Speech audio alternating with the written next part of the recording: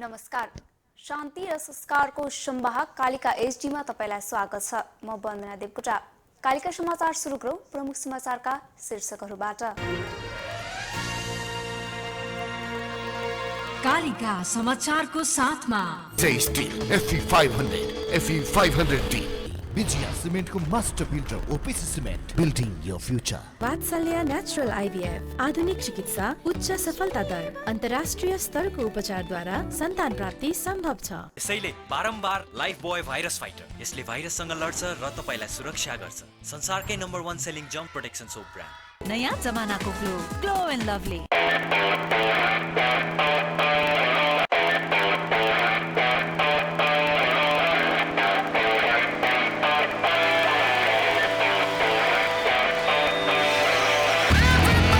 Yes, Yamaha.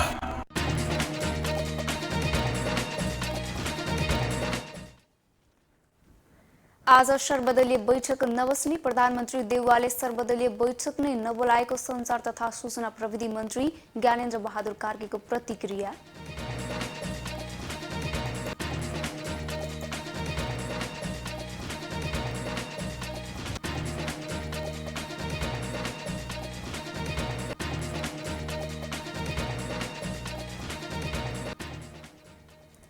कोरोनाको महामारी कम नभएसम्म जनपरिचालनका कामहरूको जिम्मा पार्टी अध्यक्षलाई दिने माओवादीको निर्णय। सिटामोल सञ्चित नगर्न सरकारको आग्रह।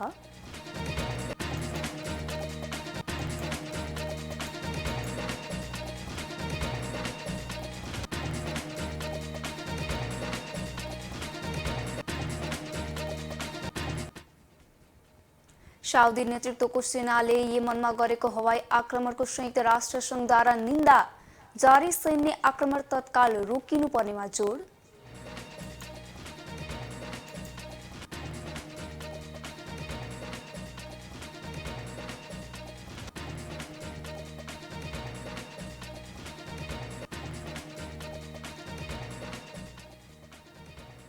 र टी20 विश्वकप ग्लोबल क्वालिफायर अघि नेपालले 4 देशीय सिरिज खेल्ने।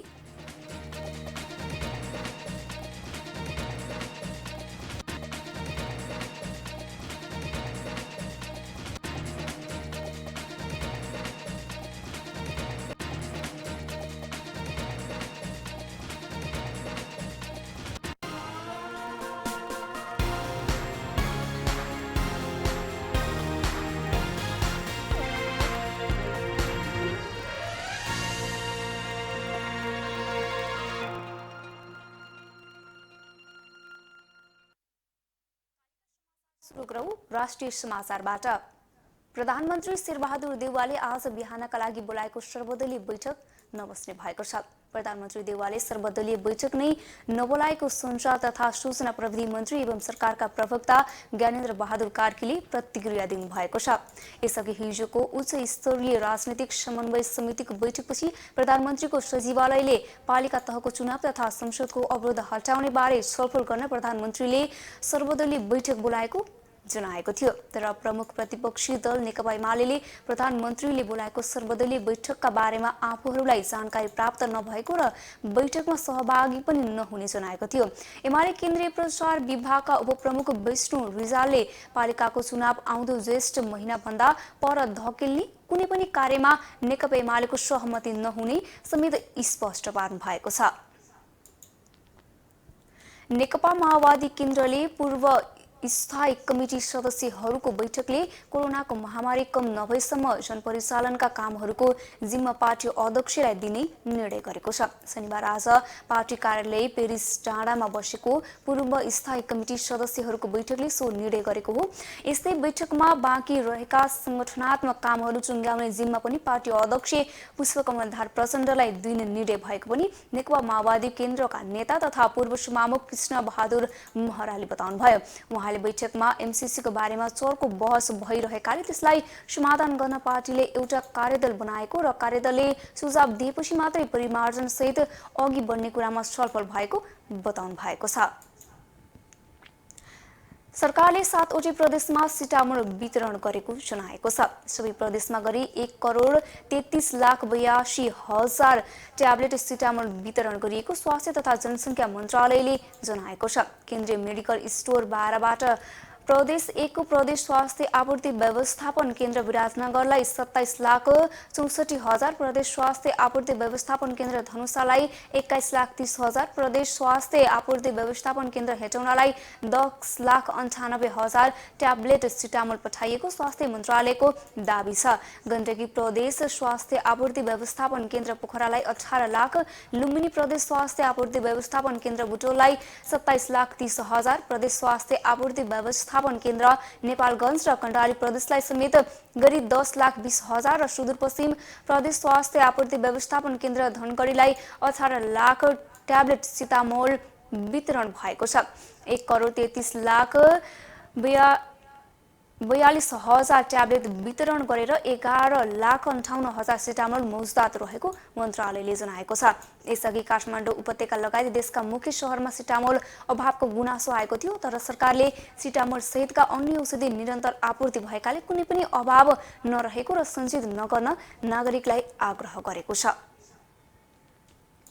कोभिड-19 संक्रमण तीव्र भएपछि त्यसलाई रोक्न काठमाडौँ उपत्यकामा आज बिहानैदेखि यातायातमा जोरबिजोर प्रणाली लागू गरिएको छ। स्थानीय प्रशासन, काठमाडौँ, ललितपुर र भक्तपुरको संयुक्त बैठकको निर्णय अनुसार जोरबिजोर प्रणाली लागू गरिएको हो। काठमाडौँ उपत्यकामा सार्वजनिक र निजी सवारी साधन जोर गते जोर तथा बिजोर गते बिजोर नम्बर प्लेटका सवारी साधन सञ्चालन हुने गरी उक्त प्रणाली लागू गरिएको हो। प्रशासनले सार्वजनिक सवारीमा सिट क्षमता भन्दा बढी यात्रु सबै यात्रुलाई मास्क अनिवार्य गर्न, सवारी साधनको ढोकामा र सवारी साधनभित्र यात्रुले प्रयोग गर्ने गरी सेनिटाइजरको व्यवस्था गर्न आदेश दिएको छ। त्यसैगरी जिल्लाभित्रका सबै सार्वजनिक र सरकारी निकायमा आलो पालोमा सेवा प्रवाहको उचित प्रबन्ध कार्यालय प्रमुखले गर्ने आदेशमा भनिएको छ।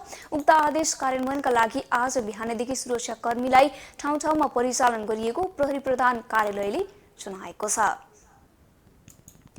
देशभरको मौसम बदली भएको छ। पश्चिम नेपालबाट भित्रिएको न्यून चापीय प्रणालीका कारण आजदेखि मौसम बदली भएको हो। अहिले गण्डकी, लुम्बिनी, कण्डाली र सुदूरपश्चिम प्रदेशमा बादल लागिरहेको जल तथा मौसम पूर्वानुमान महाशाखाले जनाएको छ। तर अहिलेसम्म कतै पनि पानी परेको छैन। सुदूरपश्चिम, कण्डाली, लुम्बिनी, बागमती र प्रदेश 1 का 1-2 ठाउँमा आज दिउँसो हल्का वर्षाको सम्भावना रहेको छ। आज राति पनि मौसम बदलीकै अवस्था रहनेछ। अहिले तराईमा हुस्सु र कुहिरो लागेको महाशाखाका मौसमविद गंगा नगरकोटीले जानकारी दिनुभएको छ। अबको 2-3 दिन उच्च भूभागमा हिमपात तथा पहाडी र तराई क्षेत्रमा पानी पर्न सक्ने सम्भावना देखिएको छ।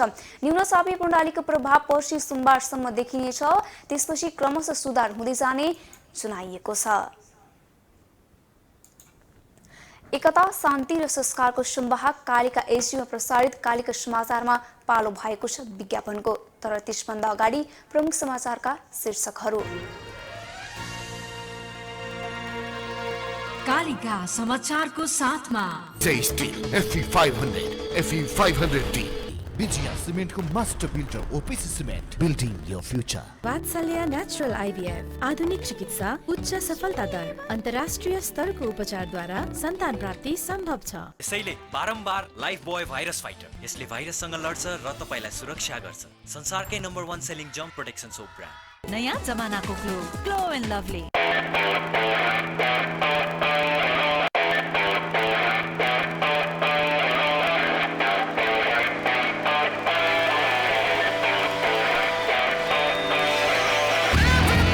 Yes, Yamaha.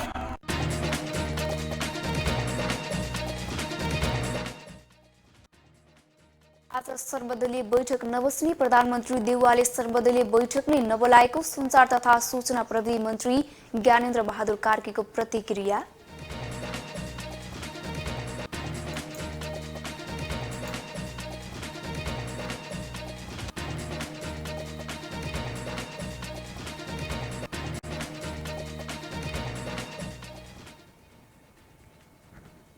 कोरोनाको महामारी कम नभएसम्म जनपरिचालनका कामहरूको जिम्मा पार्टी अध्यक्षलाई दिने माओवादीको निर्णय। सिटामोल सञ्चित नगर्न सरकारको आग्रह।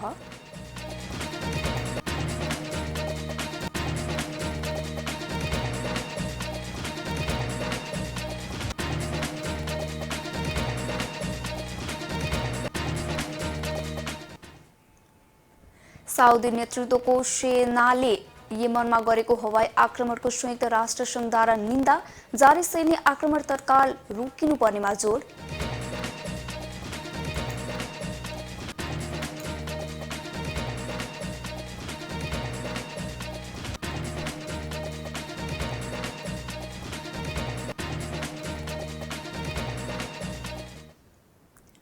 र टी20 विश्वकप ग्लोबल क्वालिफायर अघि नेपालले 4 देशीय सिरिज खेल्ने।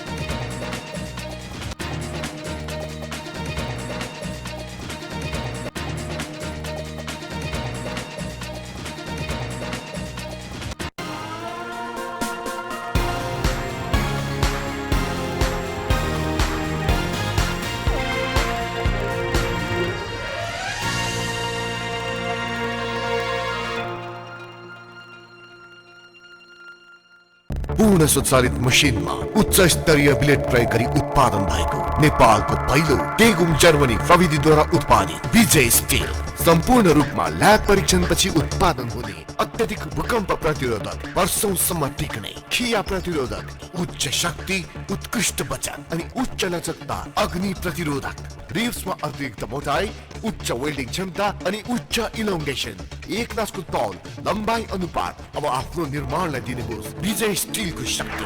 विजय steel FE 500, FE 500D। Vijay steel, burn to rule.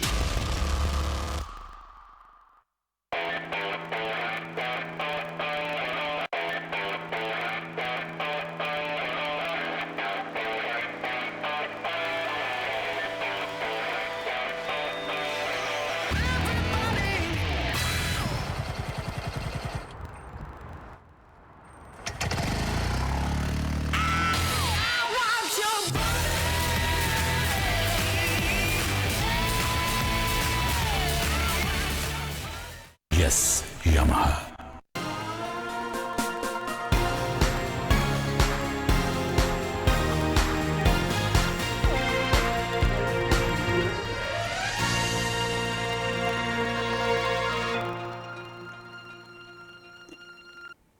विज्ञापनपछि Kalika समाचारमा पुनः स्वागत छ।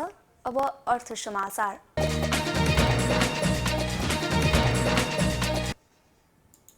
दाङमा यो वर्ष धान उत्पादन बढेको छ। यसपालि धान खेतीका लागि बेलैमा मनसुन भएको र रासायनिक मलको अभाव नभएकाले गएको वर्षको तुलनामा उत्पादन बढेको कृषि ज्ञान केन्द्र दाङले सुनाएको छ। यो वर्ष दाङमा 39,400 हेक्टर क्षेत्रफलमा धान खेती गरिएकोमा 1,73,360 मेट्रिक टन धान उत्पादन भएको कृषि ज्ञान केन्द्र दाङका कृषि अर्थविज्ञ पृथ्वीराज लामिछानेले बताउनु भएको छ। गएको वर्षको तुलनामा यो वर्ष 3.37% धान उत्पादनमा वृद्धि भएको हो, तर बेमौसमी वर्षाका कारण 27,668 मेट्रिक टन धान उत्पादनमा क्षति पुगेको लामिछानेले बताउनुभयो।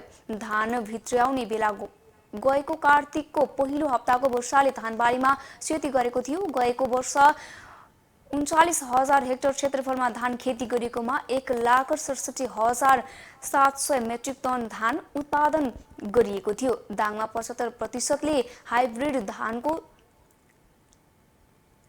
जातको धान लगाउने गरेको तथ्याङ्क रहेको छ।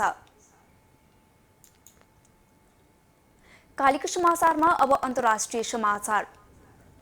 यमनी जेलमा गएको हवाई आक्रमणमा 100 जना भन्दा धेरैले ज्यान गुमाएका छन्। आक्रमणमा 200 जना भन्दा धेरै घाइते भएका उद्धारकर्ताले बताएका छन्। उद्धारकर्मीले आक्रमणपछि ध्वस्त भएका जेलका भवनबाट क्षति विक्षत सब निकालेर थुपार्दै गरेका तस्बिर सार्वजनिक भएका छन्। यमनमा रहेको रेड क्रस अन्तर्राष्ट्रिय समितिका प्रवक्ता बसिर उमरले सादा शहरका 2 अस्पतालमा उनीहरूको उपचार भइरहेको र गम्भीर घाइतेको संख्या धेरै भएकाले ज्यान गुमाउनेको संख्या बढ्न सक्ने बताउनु भएको छ।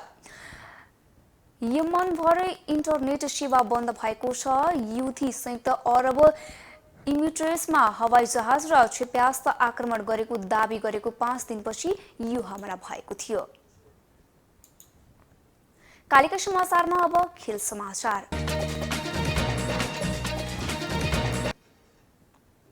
अर्को महिनामा हुने आइसिसी टी20 विश्वकप ग्लोबल क्वालिफायर अघि नेपालले 4 राष्ट्र सहभागी टी20 सिरिज खेल्ने पक्का भएको छ।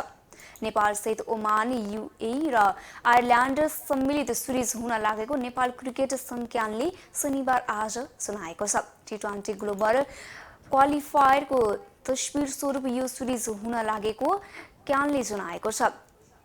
यस सिरिजका खेलहरूले टी20 अन्तर्राष्ट्रिय मान्यता पाउनेछन्। नेपालले पहिलो खेल फेब्रुअरी 11 मा ओमानसँग खेल्नेछ। त्यस्तै नेपालले दोस्रो खेल फेब्रुअरी 12 मा युएई र आयरल्यान्डसँग फेब्रुअरी 14 मा खेल्नेछ। टी20 विश्वकपको ग्लोबल क्वालिफायर फेब्रुअरी 17 देखि 25 सम्म ओमानमै हुनेछ। क्वालिफायरको ए अन्तर्गत समूह बी मा रहेको नेपालले ओमान, फिलिपिन्स र क्यानाडासँग खेल्नेछ। यस्तै अर्को समूहमा आयरल्यान्ड, युएई र जर्मनी र बहराइन छन्।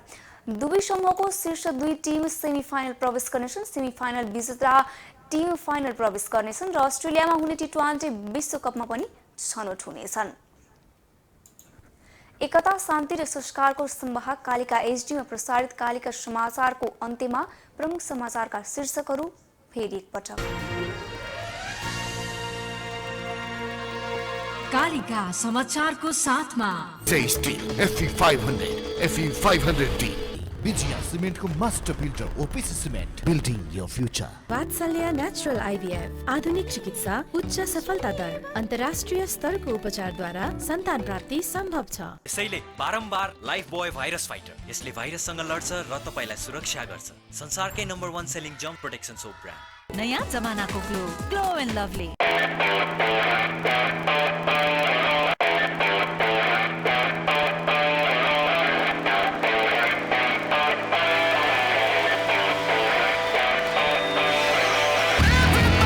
Yes, Yamaha.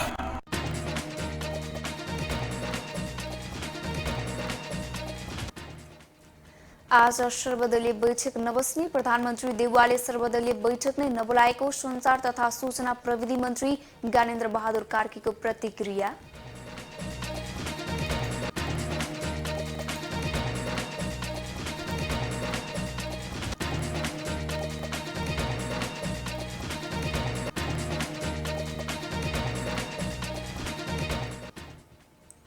कोरोनाको महामारी कम नभएसम्म जनपरिचालनका कामहरूको जिम्मा पार्टी अध्यक्षलाई दिने माओवादीको निर्णय। सिटामोड सञ्चित नगर्न सरकारको आग्रह।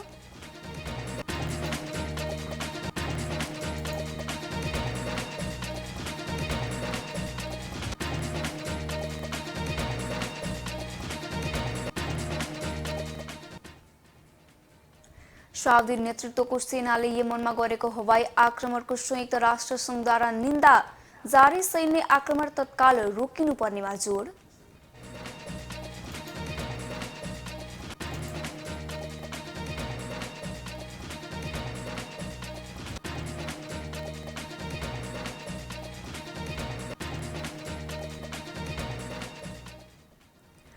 र टी20 विश्वकप ग्लोबल क्वालिफायर अघि नेपालले 4 देशीय सिरिज खेल्ने।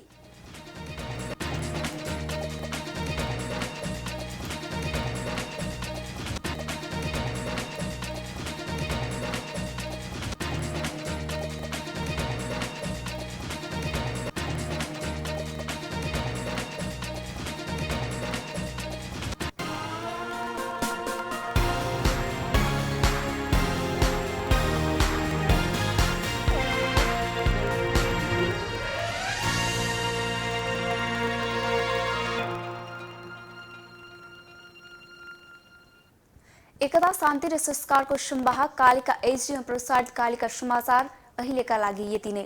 हेर्दै गर्नुहोला कालिका एचडी। वन्दना देवकोटा बिदा हुन्छु। नमस्कार।